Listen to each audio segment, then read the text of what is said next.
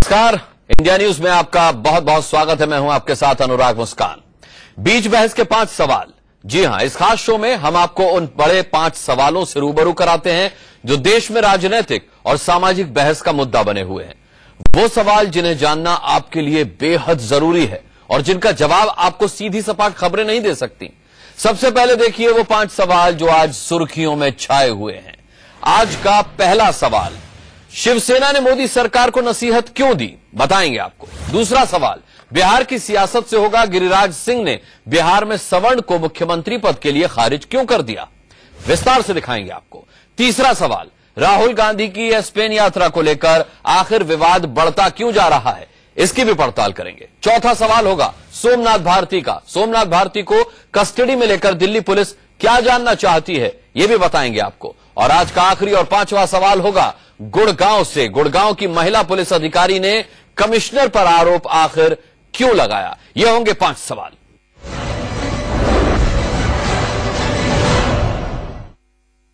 शुरुआत करते हैं आज की पहली बड़ी खबर के साथ। और पहली बड़ी खबर यह है कि शिवसेना के साथ शुरुआत करते हैं 5 सवालों का सिलसिला। सबसे पहले शिवसेना से ली हुई खबर के साथ, पीएम मोदी अपनी विदेश यात्राओं में जमकर वाहवाही लूट रहे हैं, तो दूसरी ओर इन्हीं विदेश यात्राओं की वजह से वो अपने वतन में विपक्षी पार्टियों के निशाने पर भी हैं। लेकिन आज उनकी अपनी सहयोगी पार्टी शिवसेना ने कुछ ऐसे सवाल उठा दिए जो शायद बीजेपी को रास नहीं आएंगे।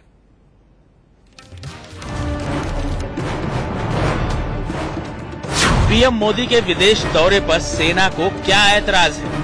क्या महाराष्ट्र चुनाव के दौरान रिश्तों में पड़ी गांठ अब तक नहीं खुली? पीएम मोदी के विदेश दौरे और विदेश दौरों में किसी रॉक स्टार की तरह उनका स्वागत विरोधियों को फूटी आंख न सुहाए समझ में आता है। केजरीवाल हमला बोले, कांग्रेस मीन मेख निकाले, सब समझ आता है। लेकिन बीजेपी की सबसे पुरानी सहयोगी शिवसेना ही जब मोदी के विदेश दौरों पर सवाल उठाने लगे तो बात हैरानी की है। शिवसेना के मुखपत्र सामना में कुछ ऐसा ही लिखा गया है। प्रधानमंत्री नरेंद्र मोदी विदेशों में बसे हिंदुस्तानियों के बीच किसी महानायक की तरह घूमते नजर आते हैं। पंडित नेहरू, इंदिरा गांधी और राजीव गांधी भी अपने समय में विदेशों में बेहद लोकप्रिय थे, लेकिन तब मीडिया और सोशल मीडिया का इस कदर अस्तित्व नहीं था जैसा मोदी के समय में है।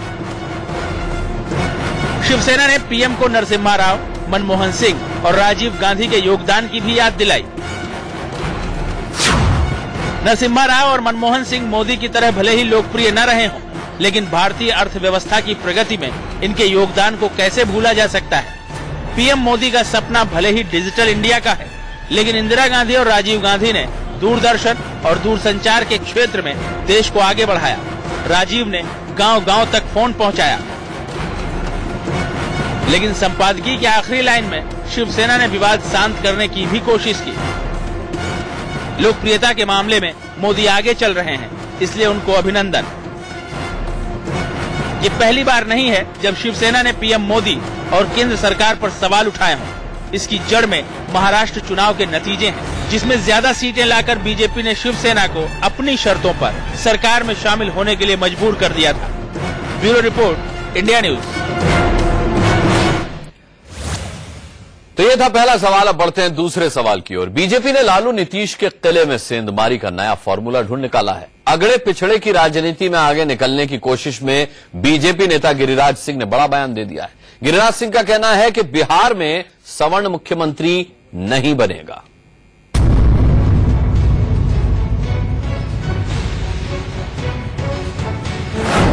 बिहार चुनाव में चलेगा विकास का नारा या जाति कार्ड? गिरिराज सिंह के बयान से बीजेपी में कितनों का होगा पत्ता साफ? गिरिराज का बयान सही तो फिर कौन बनेगा बिहार में सीएम पद का उम्मीदवार? बिहार में कोई एनडीए का मुख्यमंत्री सवर्ण नहीं होगा, पहली बात। बीजेपी नेता गिरिराज सिंह के ये बोल लालू नीतीश के उस खेले को भेदने की कोशिश है जिसके सहारे महागठबंधन के नेता बिहार में जीत का ख्वाब सजाकर बैठे हैं। जरा सुनिए, 2 दिन पहले लालू जब अपने बेटे के लिए वोट मांगने राघोपुर पहुंचे तो उन्होंने पिछड़ों और दलितों को लुभाने के लिए क्या कहा था? और हमने कहा कि जब तबला बजेगा धीम धीम तो एक आदमी पर बैठेगा 3-3। ये लड़ाई है बैकवर्ड फार्मर। दलितों, पिछड़ों, गरीब लोगों। अरे मोहन भागवत बोल दिया ना कि आरक्षण को समीक्षा करके दलित लोग का, पिछड़ा का खत्म किया जाए। हमें तेरा मोच में दम है तो कर दो। लालू जी समाज को क्या दिखाना चाहते हैं? वो अब नहीं होने वाला है। 1990 का बिहार नहीं है। बिहार में कोई एनडीए का मुख्यमंत्री सबर नहीं होगा, पहली बात। दूसरी बात, पिछड़े का मतलब क्या होता है?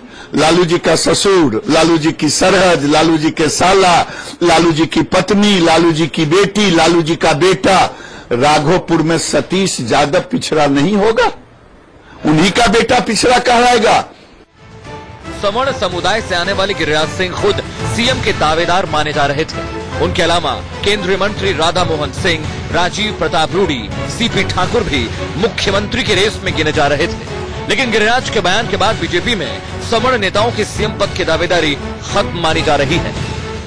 लालू जी इसको 90 का बिहार, 95 का बिहार बनाना चाहते हैं। अब वो नहीं बनेगा। समीकरण बदल गया है, मानसिकता बदल गई है, नेतृत्व बदल गया है। नेतृत्व अभी नंदकिशोर यादव के हाथ में है, रामकृपाल यादव के हाथ में है, सुशील मोदी के हाथ में है, नित्यानंद राय के हाथ में है। गिरिराज सिंह, सीपी ठाकुर के हाथ में नहीं है, जो लोगों को विभेद करेंगे। बिहार विधानसभा चुनाव के लिए बीजेपी की अगुवाई वाले एनडीए ने अभी तक मुख्यमंत्री पद के उम्मीदवार का ऐलान नहीं किया है। ऐसे में अगर बीजेपी में पिछड़े वर्ग से आने वाले नेताओं पर गौर किया जाए तो सुशील मोदी, नंदकिशोर यादव और प्रेम कुमार जैसे लोग मुख्यमंत्री की कुर्सी के अहम दावेदार हैं। Amit Kumar Singh, Patna, India news. ये था दूसरा सवाल आपके सामने। और अब तीसरा सवाल राहुल गांधी का। जी हां, राहुल गांधी की विदेश यात्रा को लेकर विवाद लगातार बढ़ता जा रहा है। राहुल का विदेश में कामकाज देखने वाले जुनैद काजी का कहना है कि राहुल स्पेन में सेमिनार में शामिल नहीं थे। इसके बाद कांग्रेस ने काजी को पार्टी से ही दरकिनार कर दिया है।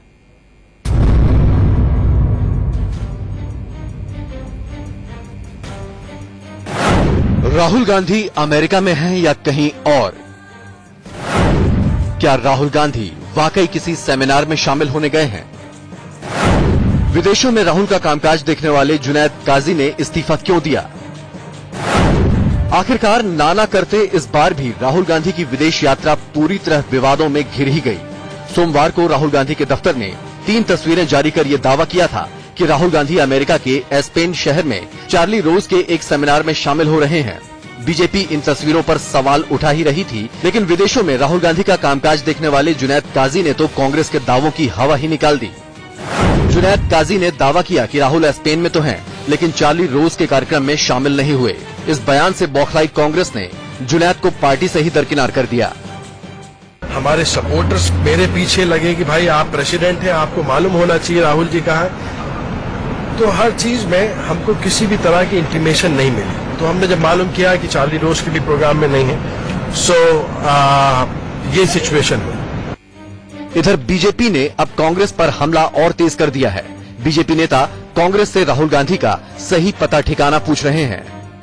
स्वाभाविक रूप से उन्होंने अपने बयान में इसे नकारा और कहा कि एस्पेन में राहुल गांधी जी का ऐसे किसी कॉन्फ्रेंस में आना, इस विषय में कुछ नहीं बताया गया था, उन्हें कुछ पता नहीं है और एस्पेन में वो आके इस प्रकार के कॉन्फ्रेंस में गई भी नहीं है। कल तक जो कांग्रेस राहुल की तस्वीरें बतौर सबूत पेश कर रही थी, वो आज सुरक्षा कारणों का हवाला देने लगी है। ये व्यक्ति जो है, जो अपना ओपिनियन एक्सप्रेस कर रहे हैं, कोशिश करते हैं कि दिल्ली में आए, बात करें लोगों से कि राहुल जी का टूर प्रोग्राम हम सिक्योरिटी रीजंस के लिए कारण बाहर नहीं देते हैं। इससे पहले संसद के बजट सत्र के दौरान भी राहुल विदेश यात्रा पर गए थे, तब भी उनकी गैर हाजिरी को लेकर खासा विवाद खड़ा हुआ था। Bureau report, India news. तो कुल मिला सवाल में अब लेते हैं चौथा सवाल। पत्नी से मारपीट के मामले में फंसे सोमनाथ भारती को कोर्ट ने 2 दिन की पुलिस रिमांड पर भेज दिया है। पुलिस ने अदालत में दलील दी थी कि सोमनाथ पूछताछ में सहयोग नहीं कर रहे हैं, इसीलिए उन्हें 5 दिन की रिमांड सौंपी जाए, 5 दिन की रिमांड पर सौंपा जाए।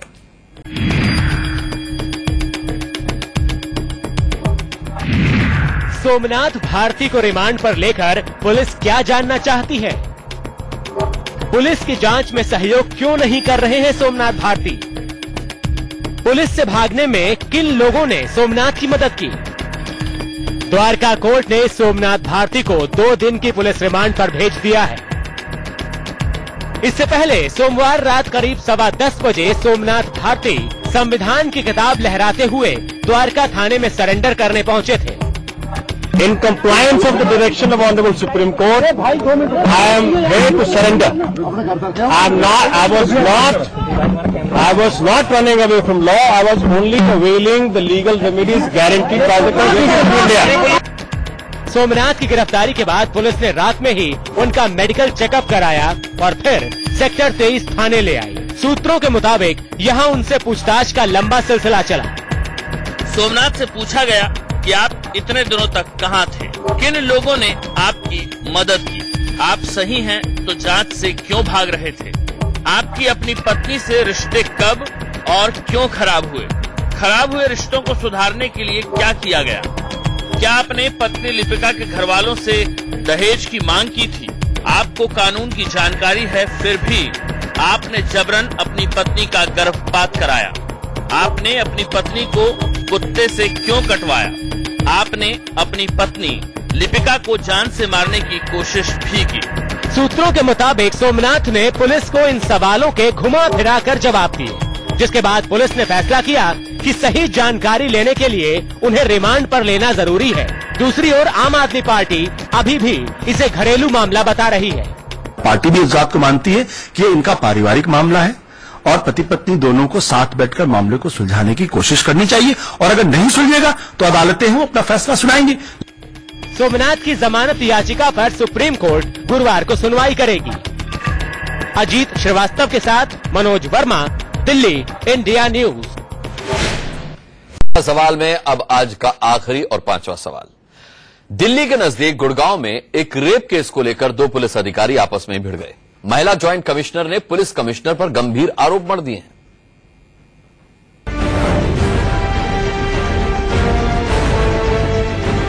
रेप केस पर क्यों भिड़ गए पुलिस कमिश्नर और ज्वाइंट पुलिस कमिश्नर? रेप पीड़ित के साथ पुलिस कमिश्नर और आरोपी परिवार के साथ ज्वाइंट पुलिस कमिश्नर क्यों? ज्वाइंट पुलिस कमिश्नर ने क्यों लगाए रेप पीड़ित के साथ पुलिस कमिश्नर के अवैध संबंध के आरोप? हिंदुस्तान में अपनी तरह का सबसे अजीबोगरीब मामला आया है जब महिला joint police commissioner Bharti Arora rape आरोपी के परिवार के साथ खड़ी हैं, जबकि गुड़गांव के police commissioner Navdeep Virk rape पीड़ित के साथ। सबसे पहले सुनिए joint police commissioner Bharti Arora ने क्या कहा। सीपी साहब फाइल देख रहे थे, उस मीटिंग में केवल सीपी थे, मैं थी, डीसीपी ईस्ट थे और आईओ थे। सीपी साहब फाइल देके कहते हैं या तो फिर इसको 498 लगाया या 406 लगाया या 307 क्यों नहीं लगाई। आईओ को कहते हैं तुमने 307 क्यों नहीं लगाई इसमें? 307 मतलब अटेम्प्ट टू मर्डर, मतलब सच सीरियस ऑफेंसेस। वो कह रहे कि इसको किसी ना किसी तरह फंसाना है। हरियाणा के डीजीपी के पास पुलिस कमिश्नर और ज्वाइंट पुलिस कमिश्नर दोनों ने शिकायत दर्ज की है। मैंने कहा सर ये केस तो बिल्कुल झूठा है, ये 375 की डेफिनेशन में भी नहीं आता। रेप की डेफिनेशन है 375 सेक्शन आईपीसी में, ये डेफिनेशन में भी नहीं आता, क्योंकि रेप का मतलब है जो आप जबरदस्ती किया जाए, जो अपने मर्जी से आप कर रहे हो, दैट इज नॉट रेप। और ये 7 साल उसके साथ रह रही है, 2 बच्चे हैं उसके साथ, it is not rape at all. और चलो लड़के के खिलाफ कर भी दिया, परिवार वालों के खिलाफ तो बिल्कुल भी नहीं बनता। परिवार के खिलाफ कैसे आपने कर दिया? ये बिल्कुल झूठा किया है, इट शुड बी कैंसिल्ड। देखिए अब ये सब रिकॉर्ड की बातें, ऑफिशियल मैटर्स हैं, इसमें क्या बोलना है? ऑफिशियल बीच बहस के 5 के सवाल में आज के लिए इतना ही।